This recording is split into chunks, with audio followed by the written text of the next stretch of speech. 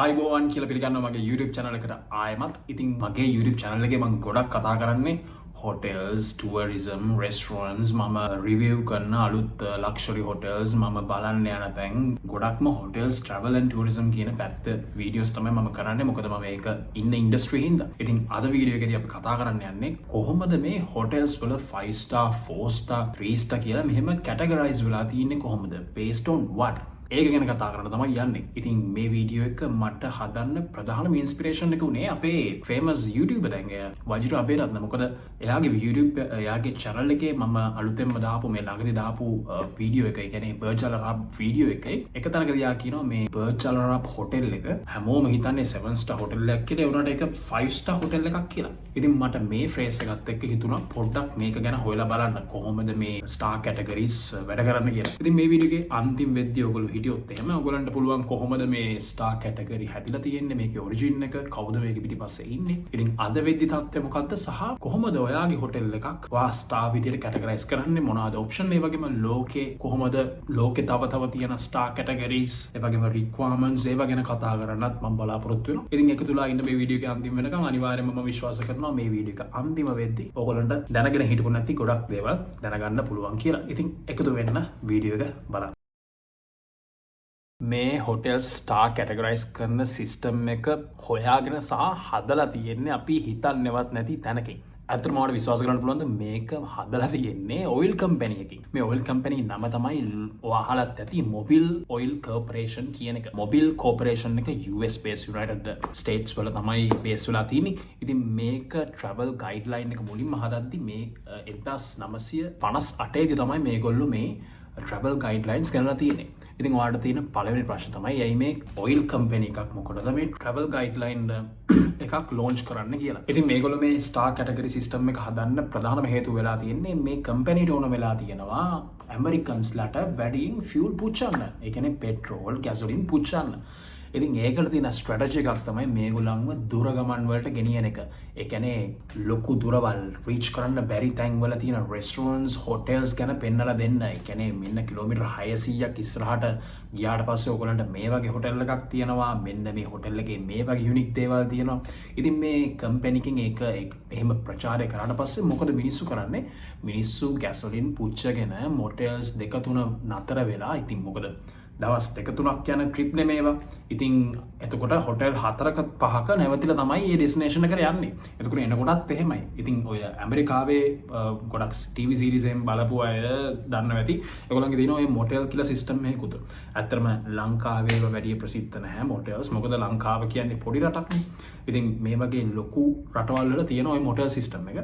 Motel කියන්නේ සාමාන්‍ය වාහනයක් නවත්තලා ස්ටේ ඕවර් එකක්, නයිට් ඕවර් එකක් ඉන්න හදපු තැනක්, පොඩි රෙස්ටිං ඒරියා එකක්. ඉතින් ඒ වල තියෙන හරිම බේසික් රික්වයර්මන්ට්ස් විතරයි හොටෙල් වල තියෙන්නේ. ඉතින් මේවා ප්‍රොමෝට් කරන තමයි මේ ඔයිල් කම්පැනි එක මෙහෙම ස්ටාර් කැටගරි සිස්ටම් එකක් ගෙනල්ලා හොටෙල්ස් ප්‍රොමෝට් කරලා තියෙන්නේ ගොඩක් දුර තැන්වල. ඉතින් මේකේ ප්‍රතිඵලයක් විදිහට තමයි මුලින්ම ලෝකෙට ස්ටාර් කැටගරයිසේෂන් සිස්ටම් එකක් එන්නේ. කොහොමද මේ සිස්ටම් එක මුලින්ම එන්න කලින් ඇමරිකන් ට්‍රැවලර්ස්ලාට තිබෙන කිසිම ඔප්ෂන් එකක් ඒගොල්ලෝ ට්‍රැවල් කරන්න පටන් ගන්නකොට මේ මොටෙල් එක හොටෙල් එක හොඳ එකක්ද එහෙම කියලා දැනගන්න.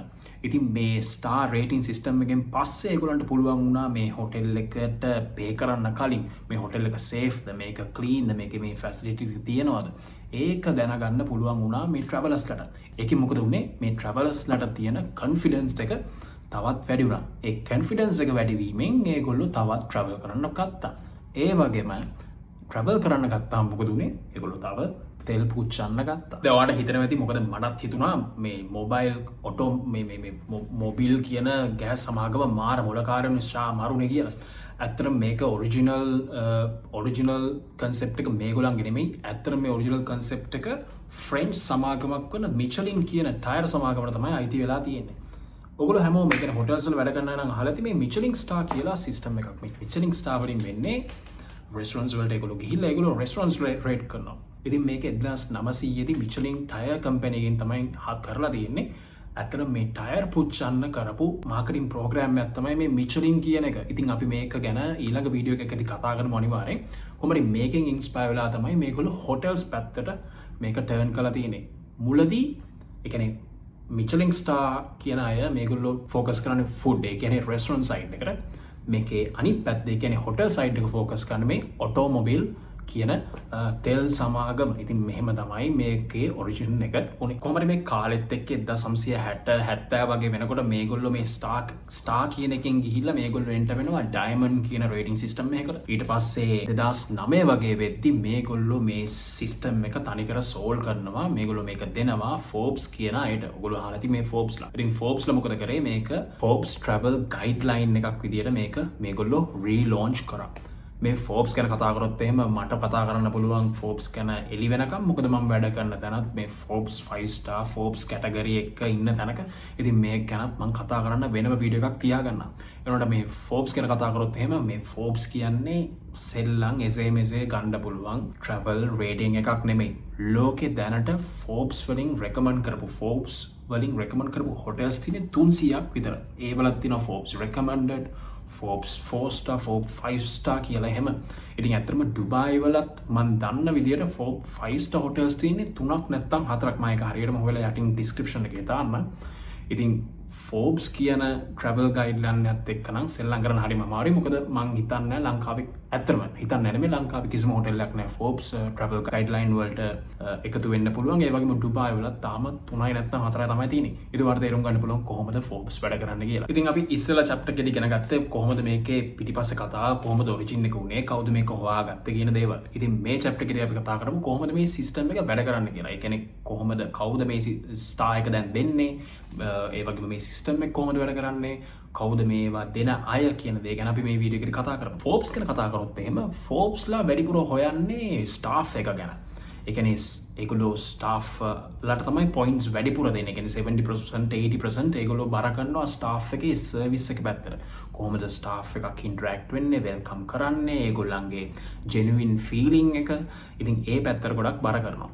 ඒ වුණාට ගවර්න්මන්ට් වලින් දෙන 5 star එක. ඒ කියන්නේ ෆෝබ්ස් 5 star නැතුව දැන් ස්ටාර් කැටගරි දෙනවනේ. දැන් ලංකාවේ 5 star හොටෙල් එකක් සහ ඩුබායි වල හරි ඕස්ට්‍රේලියාව වල හරි 5 star හොටෙල් එකක් තනිකර වෙනස් කියලා ගිය අයට දැනিলা ඇති. ඉතින් ඒ ඇයි මොකද ලංකාවේ 5 star හොටෙල් එකක් කියලා සහතිකය දෙන්නේ ලංකාවේ ගවර්න්මන්ට්. ඒ වගේම ඩුබායි වල හොටෙල් එකක් 5 star කියලා දෙන්නේ ඩුබායි වල ගවර්න්මන්ට් එකෙන්. ඉතින් ඕස්ට්‍රේලියාව වල දෙන්නේ ඕස්ට්‍රේලියා ගවර්න්මන්ට් එකෙන්. ඉතින් ගවර්න්මන්ට් එකනුත් දෙනවා 5 star 4 star කියලා කැටගරයිසේෂන් එකක්. ඒ වගේම ෆෝබ්ස් වලටත් හොටෙල් එකට පුළුවන් ඇප්ලයි කරන්න. හරි. හොටෙල් එක දන්නවා නම් මම කොන්ෆිඩන්ට් අපි ගාව තියෙන ප්‍රොඩක්ට් එක, අපි ගාව තියෙන සර්විස් එක අපි ෆෝබ්ස් වලට ඇප්ලයි කරමු කියලා හොටෙල් එකට පුළුවන් ෆෝබ්ස් වලට ඇප්ලයි කරලා ඒගොල්ලන්ගේ ස්ටාර් කැටගරයිසේෂන් එක ගන්න. මොකද හොටෙල් එකට ඒක වාසි. මොකද හොටෙල් එකෙන් පුළුවන් ඊට පස්සේ ඒක ප්‍රොමෝට් කරලා මිනිස්සුන්ගේ විශ්වාසය අරගෙන ඒගොල්ලන්ගේ සේල්ස් වැඩි කරගන්න.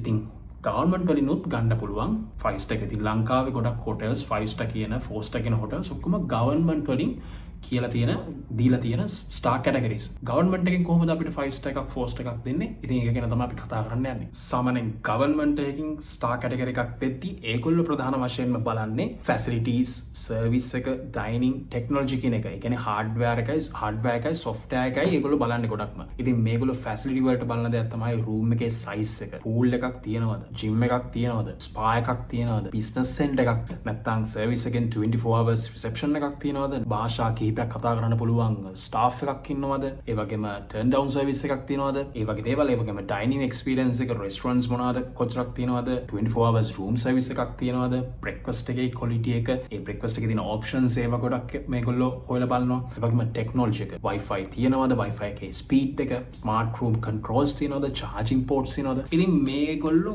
ඔයාලට තේරෙයි ගොඩක්ම බලන්නේ physically hotel එකේ තියෙන්නේ මොනවද කියලා.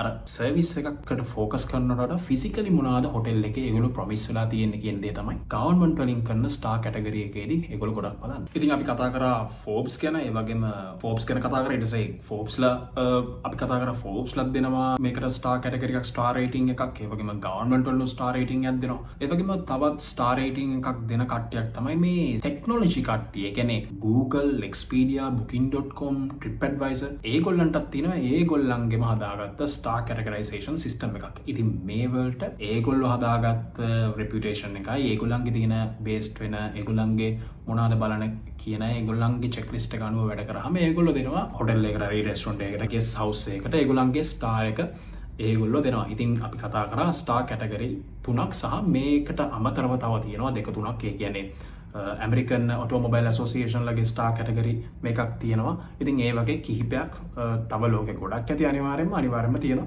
ඉතින් මේව තමයි ප්‍රධානම 3-4 ස්ටාර් කැටගරීස් ප්‍රසන්ට් කරන. හරි දැන් අපි මේ chapter එකේදී බලමු එකින් එක. ඒ කියන්නේ 1 star 2 star 3 star 4 star 5 star මේ හැමෝම මොනවාද මේ 1 star hotel එකක් වෙන්න ඕනේ මොනවාද 2 star hotel එකක් වෙන්න ඕනේ මොනවාද කොහොමද මේක කැටගරයිස් වෙලා තියෙන්නේ. ඉතින් මේ වලට ඕන මිනිමම් රික්වයර්මන්ට් එක මොනවාද කියලා අපි මේ වීඩියෝ එකේදී දැනගමු. 1 star hotel එකක් වෙන්න නම් මේගොල්ලන්ට අනිවාර්යයෙන්ම තියෙන්න ඕනේ clean bedroom එකක්. ඒ වගේම private bathroom එකක්, telephone එකක්, functional budget friendly වෙන්න ඕනේ. ඒ වගේම 3 star වෙන්න නම් මේගොල්ලන්ට තියෙන්න ඕනේ කම්ෆර්ට් එක. ඒ කියන්නේ on site dining එකක්, gym එකක්, decorations හොඳට තියෙන්න ඕනේ, consistent service එකක් තියෙන්න ඕනේ. මේ ටික තමයි 3 star වෙන්න වැදගත්. ඒ වගේම 4 star වෙන්න නම් ඒගොල්ලන්ට තියෙන්න ඕනේ upscale එකක්. ඒ කියන්නේ superior, ඒ කියන්නේ හොඳ laundry එකක් hotel එකට තියෙන්න ඕනේ, valet parking එකක් තියෙන්න ඕනේ, pool එකක් තියෙන්න ඕනේ, high quality linen තියෙන්න ඕනේ. ඉතින් මේ ටික තියෙන්න ඕනේ 4 star hotel එකක් වෙන්න. ඒ වගේම 5 star hotel එකක් කියන්නේ luxury කියන category එකේ තියෙන hotel එකක්. ඒකට categorize වෙන්න නම් ඒකට ඔයාගේ hotel එක ගේන්න ඕන නම් ඔයා ගාව තියෙන්න ඕනේ අනිවාර්යෙන්ම high staff. ඒ කියන්නේ guest ලගේ ඉන්න ratio එකට හරියන ratio එකක් ඉන්න ඕනේ staff එකනුත්. ඒ කියන්නේ personalized service එකක් තියෙන්න ඕනේ. අපි guest නම කියලා කතා කරන්න පුළුවන් සහ guest ගේ තියෙන guest කෙනෙක්ට එන දේවල් customize කරලා කරන්න පුළුවන් capability එක hotel එකට තියෙන්න ඕනේ. ඒ කියන්නේ මට මේක කැමති නෑ, මට මේක මේ විදිහට හදාගන්න පුළුවන්ද? ඒ වගේ නැත්තම් නම කියලා කතා කරන්න අන්න ඒ වගේ දේවල් කිරීමේ හැකියාව තියෙන්න ඕනේ 5 star hotel එකකට. personalized greeting එකක් තියෙන්න ඕනේ 24 hours. නැත්නම් room service එකක් තියෙන්න ඕනේ ඕන වෙලාවක අවශ්‍ය වුණොත් කන්න. ඒ වගේම anticipatory service එකක් තියෙන්න ඕනේ. මේ anticipatory service එක කියලා කියන්නේ already කෙනෙක් ඉස්සරහට එනවා නම් අපි guest අහන්න කලින් අපි දැනගෙන ඉන්න ඕනේ guest තියෙන අවශ්‍යතාවය. ඒ කියන්නේ අපි anticipate කරනවා මෙයා පොඩ්ඩක් tired ලු, මෙයා happy ලු, මෙයා මේ මතේ බෑග් එකක් අරන් එන්නේ, මෙයා හයියෙන් දුවගෙන එන්නේ. ඉතින් මේ වලින් අපි ස්ටාෆ් එක එක්ස්පීරියන්ස් එක කියන්නේ හොඳට ට්‍රේන් කරපු ස්ටාෆ් එකකට පුළුවන් ඇන්ටිසිපේට් කරන්න මේ මනුස්සයා එනකොටම මෙයා මොනවාටද ඉන්නේ කියලා. ඊට පස්සේ අපි ඒක ගෙස් අහන්නත් කලින් අපි ඒක ගෙස්ට් සාකච්ඡාලා දෙනවා. ඉතින් මෙතනදී තමයි ඇන්ටිසිපේටරි කියන සර්විස් එක ඉස්සරහට එන්නේ. ඉතින් අපි මේ chapter කිහිපෙම අපි කතා කරා කොහොමද ස්ටාර් කැටගරි එක දැන් හැදුනේ හදරවා මේවා. ඒ කියන්නේ අපි දැන් ස්ටාර් කැටගරි වල තියෙන ඕන රික්වයර්මන්ට්ස් ඔක්කොම දන්නවා. ඒතකොට අපි කතා කරමු කොහොමද මේ 7 star කියන concept එක හැදලා තියෙන්නේ කොහොමද? මේ 7 star කියන නම හැදෙන්න ප්‍රධානම හේතුව උනේ අපේ Burj Al Arab hotel එක. ඩුබායි වල තියෙන Burj Al Arab hotel එක. 1999 දී ජර්නලිස්ට් කෙනෙක් යනවා Burj Al Arab එකේ ඕපනින් එකට. එතනදී මෙයා මේකේ තියෙන සර්විස් එක, කියන්නේ private butlers-ලා gold අරවා මේවා දැකලා මෙයා පුදුම වෙලා තියෙනවා මේකේ තියෙන දෙන දේවල් වලට. ඉතින් මෙතනදී යාගේ කටින් පිටවෙලා තියෙනවා මේක නම් 5 star hotel එකක් නෙමෙයි, මේක 7 star hotel එකක් කියලා. ඉතින් මාකටිං ටීම් එක මොකද කරේ hotel එකේ මේ වචනය ගත්තා එළියට මේක මාකට් කරා මේක 7 star hotel එකක් කියලා. ඉතින් මේක තමයි 7 star hotel කියන එක පිටිපස්සේ තියෙන කතාව. ඒ වගේම මට මේකේ මෙන්ෂන් කරන්න ඕන දෙයක් තියෙනවා. ඒ කියන්නේ ඔයා හිතනවාද 5 star hotel එකක් කියන එක මාරම හොඳ එකක්, 4 star කියන එක ඊට වඩා පොඩ්ඩක් කවුල් එකක්, 1 star කියන්නේ නම් charter නැහැ, මේගොල්ලෝගේ හොඳ හොටෙල් එකක් නෑ හොඳ හොටෙල් එකක් නෙමෙයි, එහෙම දෙයක් නෙමෙයි මේක කියන්නේ. 1 star hotel එකක් වුණත් ඇත්තටම හොඳ හොටෙල් එකක් වෙන්න පුළුවන්. මොකද 1 star hotel එකේ තියෙන ප්‍රොමිස් එකක්. අපි ඔයගොල්ලන්ට දෙන්නේ bed and breakfast, bed එකයි washroom එකයි. ඉතින් මේකෙත් bed එක හොඳට cleanව තියෙනවා, washroom හොඳට hot water cold water දුවනවා, running water තියෙනවා, atmosphere එක හොඳයි, හොඳට නිින්ද යනවා. ඉතින් මේ දේවල් එකතු වුණාම 1 star hotel එකක් වුණත් අපිට මෙයා 1 star hotel එකේ හිටියපෝ හරියන්නේ නැහැ. මේක නම් 1 star hotel එකක් අපිට ඉන්න පුළුවන් වේද? නෑ. එහෙම දෙයක් නැහැ. 1 star හෝ 2 star හෝ 3 star හෝ ඕනම hotel එක cleanliness, safety ඒ දේවල් එක්ක හොඳ එකක් වෙන්න පුළුවන්. මේ 5 star මේ 1 star categorization වලින් කියන්නේ ඕක වැරදි, ඕක bad, මේක නරකයි කියන එක නෙමෙයි. මෙතනදී අපි කැටගරයිස් කරලා තියෙනවා ස්ටාර්ස් වලට. මොකද එන ට්‍රැවලර්ට ලේසි මොකක්ද මේ හොටෙල් එකේ දෙන්නේ කියන දේ කලින්ම ඇන්ටිසිපේට් කරන්න. ඉතින් ඒක තමයි මේ ඔප්ෂන් වලින් හදන දේ. නැත්තම් හොටෙල් එක නරකයි එහෙම කියන එක නෙමෙයි. මොකද 5 star හොටෙල් එකක උනත් තියෙන්න පුළුවන් කැඩිච්ච අල්මාරියක්. 5 star හොටෙල් එකක තියෙන්න පුළුවන් කුණු වෙච්ච නැත්තම් හොඳ නැති බෙඩ් එකක් නැත්තම් යූස් කරපු ටවල් එකක්. ඉතින් ඒකෙදි මේක 5 star ද මොනවද කියලා වැදගත් නැහැ. ඒක නරකයි. ඉතින් මේකේ වෙනස ඔයා තේරුම් ගන්න ඕනේ අනිවාර්යයෙන්ම. ඒවගේ මම දැකලා තියෙන සමහර බුටික් හොටල්ස් තියෙනවා ඒගොල්ලන්ට ස්ටාර් කැටගරිස් මුකුත් නැහැ සමහර හොටල්ස් තියෙනවා 3 ස්ටාර් කියලා දාලා ඒ වුණාට ඒවල රූම්ස් මාර ගණන් පුදුම එක්ස්පෙන්සිව්. ඉතින් කොහොමද මේක වෙන්නේ? ඇත්තටම මේක ඒ කියන්නේ ඔය බුටික් හොටල්ස් එහෙම තියෙනවා ඒගොල්ලන්ගේ ලොකේෂන් එක ඒගොල්ලන්ගේ ආකිටෙක්චර්ස් ඒගොල්ලන්ගේ සර්විස් එක amazing. හැබැයි සමහරට ඒගොල්ලන්ගේ තියෙන රූම්ස් වල ටීවී එකක් නැති වෙන්න පුළුවන්. සමහරට ඒගොල්ලන්ට පූල් එකක් නැති වෙන්න පුළුවන්. නැත්නම් ඒගොල්ලන්ට වැලේ පාකින් එකක් නැති වෙන්න පුළුවන්. ඉතින් මේ හේතු හින්දා ඒගොල්ලන්ට හයි ස්ටාර් කැටගරි එකකට යන්න බැරි වෙලා තියෙනවා. හැබැයි ඒකෙන් කියන්නේ ඒගොල්ලන්ගේ ප්‍රයිස් එක අඩු කරන්න ඕනේ කියලා. මොකද ඒගොල්ලන්ගේ තියෙන එක්ස්පීරියන්ස් එක සමහරට සෑහෙන වැඩි. ඒකයි ඒගොල්ලන්ගේ ප්‍රයිස් එක වැඩි. ඒ වගේම සමහර හොටල්ස් තියෙනවා මේගොල්ලෝ ටැක්ස් වලින් බේරෙන්නත් සමහර වෙලාවට ස්ටාර් කැටගරි එක ඩවුන් බිට් කරනවා. ඒ කියන්නේ ලෝකේ සමහර රටවල තියෙනවා ඒගොල්ලෝ 5 ස්ටාර් වෙනවා නම් ඒගොල්ලෝ එක්ස්ට්‍රා ටැක්ස් එකක් පේ කරන්න ඕන ලක්ෂරි ටැක්ස් කියලා. මම හිතන්නේ ලංකාවේ එහෙම තියෙනවද මම හරියටම දන්නේ නැහැ. බට් සමහර තැන්වල තියෙනවා. ඉතින් ඒගොල්ලෝ මොකද කරන්නේ? ඒගොල්ලෝ 5 ස්ටාර් කියලා හොටල් එක නම් කරනවට වඩා ඒගොල්ලෝ 4 ස්ටාර් වලින් ගිහිල්ලා ඒ ටැක්ස් එකෙන් බේරනවා. ඒ වගේම ඒගොල්ලන්ට ලොකු රිපීට් කස්ටමර්ස් ටිකක් හැදෙනවා. මොකද කස්ටමර් මේක 4 ස්ටාර් කියලා උනාට ඒගොල්ලෝ ගිහිල්ලා ඒගොල්ලෝ පුදුම විදියට සතුටු වෙනවා 24 hours room service එක තියෙනවා. ඉතින් එයාට හැමදේම 5 ස්ටාර් හොටල් එකේ තියෙන හැමදේම තියෙනවා with a reasonable price. මොකද ඒගොල්ලෝ ටැක්ස් ගෙවන්නෙත් නැහැ. ඉතින් මේ වගේ ට්‍රැපුත් තියෙනවා ලෝකේ මේ වගේ ටැක්ස් ඉන්වේෂන් ටැක්ස් වලින් අවොයිඩ් වෙන්න කරන වැඩක් තියෙනවා මේ ස්ටාර් කැටගරිත් එක්ක. වීඩියෝ එකේ අවසානයේට අපි ඇවිල්ලා ඉන්නේ මේකේ ෆන් ෆැක්ට් එකක් තියෙනවා. මේ UK වල ස්ටාර් 5 ස්ටාර් හොටල් එකක් වෙනවා නම් මේගොල්ලෝ ආෆ්ටර්නූන් ටී එකක් දෙන්න ඕනේ. ඒ කියන්නේ හයි ටී එකක් දෙන්න ඕනලු. ඉතින් මේකත් ඒගොල්ලන්ගේ ස්ටාර් කැටගරි රික්වයර්මන්ට් එකට ඇතුල් කරලා තියෙනවා. ඉතින් ඒ වගේම තව රසබර කතාත් එක්ක හොටල් සම්බන්ධ රිවිව්ස් වලට මේ channel එක subscribe කරලා තියාගන්න. ඒ වගේම මම තව මේ වගේ වීඩියෝස් ගේන්න බලාපොරොත්තු වෙනවා. ඒ වගේම මගේ TikTok channel එකක් තියෙනවා. අනිවාර්යෙන් මේකත් එක්ක එකතු වෙන්න. ඉතින් මේ වගේ informative videos සහ travel videos ගැන එකතු වෙන්න මාත් එක්ක දිගටම එකතු වෙලා ඉන්න.